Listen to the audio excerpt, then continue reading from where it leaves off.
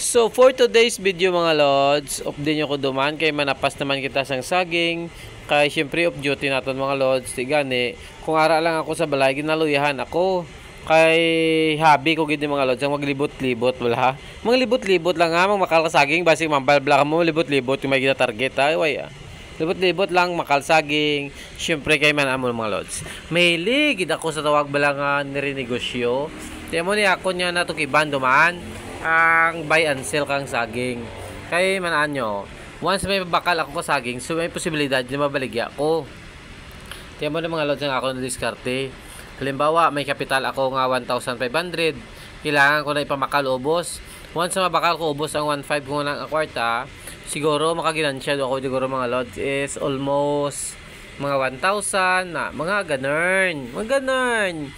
Halimbawa, may 2,000 kung mapaubos na sa kapital, siguro yung mga ginansya ko na is almost 1,200. O, diba? Amo lang da kasimple. Ganyan mga lods, kung halimbawa may ara man lang ka mga sakyan or top down nga pwede nyo magamit, pwede gid mo kadre-diskarte gamay nga bisan paano lang mga lods nga aton dala nga income nga dugang-dugang man kay balaan nyo kung saligan na nato ng aton nga sweldo sa tuod lang gid nga kita nga empleyado. Ahay, mapatay kita mga lods sa sano lang mamalam lang kita amo man japong kita empleyado. Ti amo gid ang hindi ugid gusto mga lods nga matabo sa kabuhi ko. Kay sa tuod lang mga lods, kung may handom kita subo nga bata pa kita, buhaton do naton. Hindi do naton paghulaton magmalaan pa kita nga amo paghimo naton nga kung sa diin nagaduko-duko do kita. Kay tani mambalkaw, ay tani isang bata ko pa. Ginhimo ko dyan, nag-vlog ako, nag-nirenegosyo ako, tani subong may nabot do ako. Pero mga lods, mga bagay lang na nakalipas doon, amo pag hinulusol mo. Gani, samtang bata pa kamo, hindi ka mo maguya-uya. May mga bagay ka mo nga dapat obrahon subong nga bata pa kamo obrahon nyo doon. Kay maabot ang maabot ang adlaw nga hinulusulan nyo gid ang mga bagay nga gusto nyo buhaton pero why nyo na buhat. Kumbaga, hando mo subong nga bata, hando man japon magmalam ka.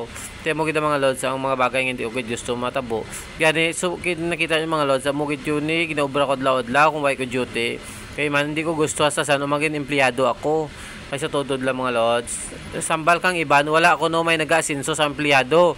Do correct man kay nga man sa tudod lang 10 years do ko nga guard. Ay nako bisan piso, why man japot ko sinuptan. Ti hasta sano? Hasta sano?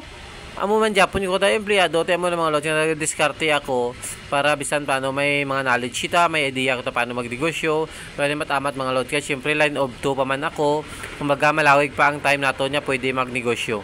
Gani mo ni mga lods, sige ako nga diskarte para bisan paano kadugang kita sa aton mga income, bisan pang allowance dula naton, hindi do naton na pagwaon sa aton nga nga sweldo sa aton pobra.